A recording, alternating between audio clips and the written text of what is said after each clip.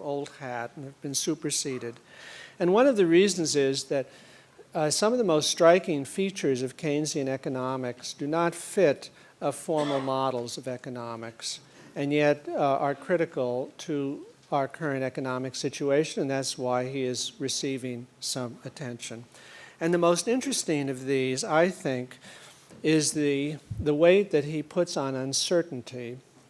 And there is a distinction, and Professor Markman mentioned it, between risk and uncertainty. It's a distinction that the American economist Frank Knight made and that Keynes picked up.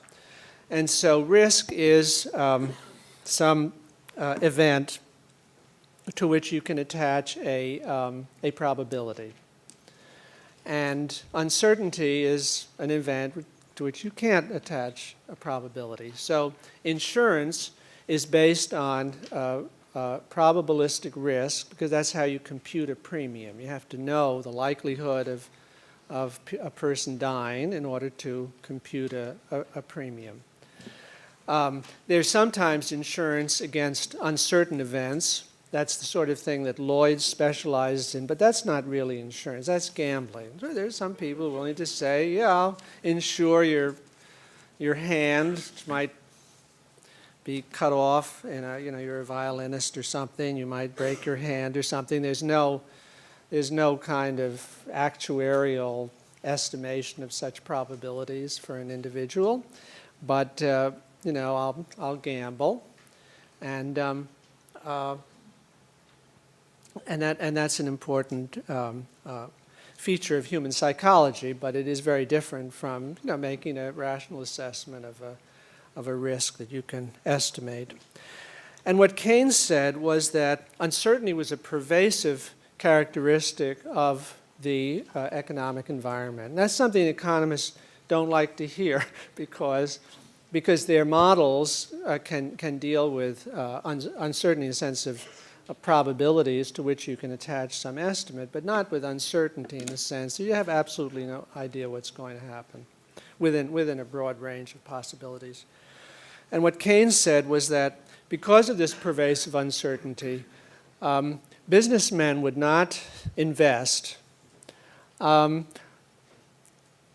unless that what would cause a business person to overcome the fear of uncertainty and the inability to know the future, to know how an investment, especially one that would generate income over a period of years, would turn out.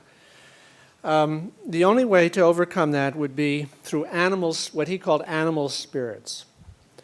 And he meant by that courage. You have to be courageous to commit, a lot of money to a project, and you really don't know how it's going to. You don't know what the market will be like in 3 years or 5 years. You don't know what your competitors are doing. You don't know whether you can build this project at the projected costs and so on, and you don't know what kind of problems you'll run into. But if you're feeling good, feeling on top of the world, feeling lucky, feeling confident, you'll do it.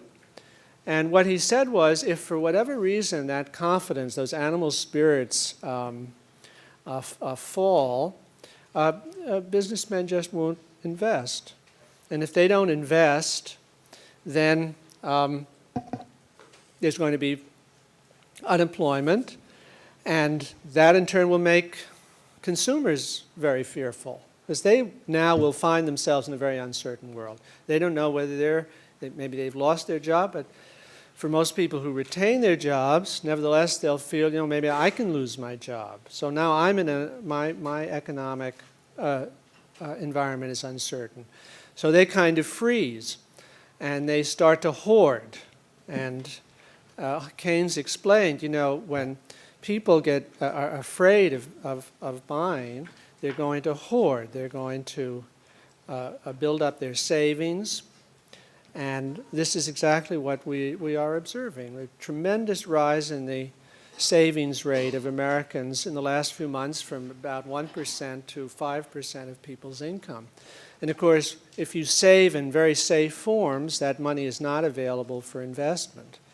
So on the one hand, consumers draw back. Now businessmen find themselves in an extremely uncertain environment. They have no idea what's going on, what's happening, where they're going to be, and they begin to, and they freeze also, and they hoard. They're afraid to produce because they don't know whether they have any customers. And that's how you get a downward spiral with no natural, I mean, the spirals do end eventually, but no one knows where or when. And what that means is, and again, this doesn't really fit any economic model, but it means that the restoration of confidence, raising the animal spirits of business, and making consumers comfortable about buying is absolutely critical to recovery. And that's the theory of the $787 billion stimulus.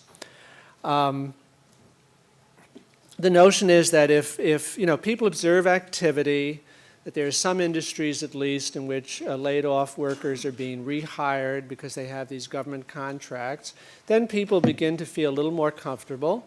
They see a future, they spend a little more. The businesses then see, well, over a period of a year or two, there's going to be a restoration of consumer confidence, consumer buying, and therefore we can, finance projects for producing the goods that people will be demanding in 1 or 2 years. One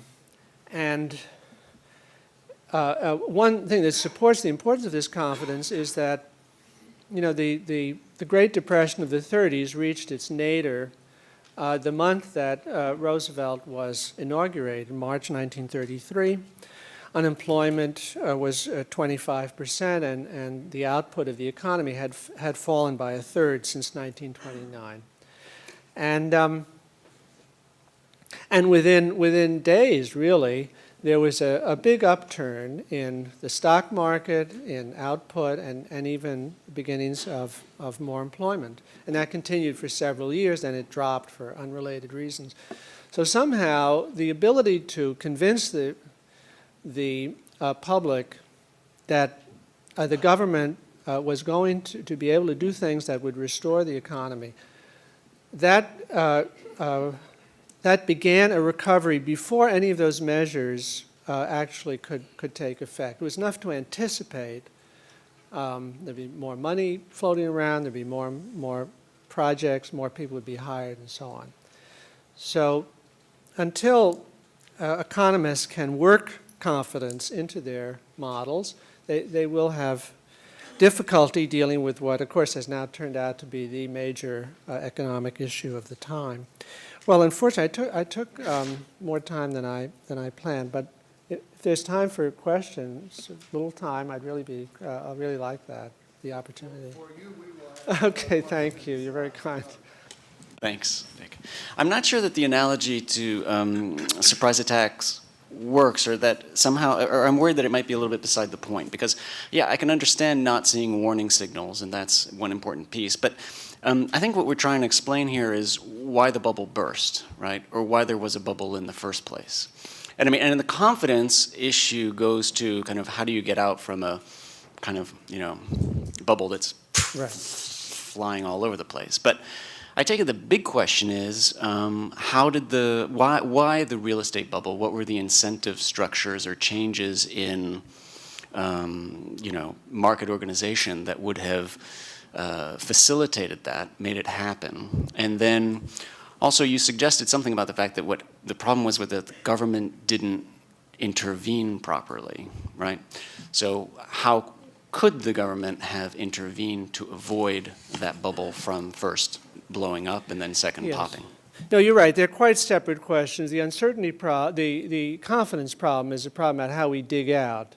The bubble issue is a question of how we got into this fix. And the answer is, first, housing bubbles are very common. And the reason is that there's a very strong inverse relationship between interest rates and housing starts. And the reason is that houses are bought with debt, right? An 80% or 90% or 100% mortgage. So if interest rates are low, a house becomes a very attractive good. In 2000, Greenspan made a terrible mistake. he pushed interest rates with the Federal Reserve and very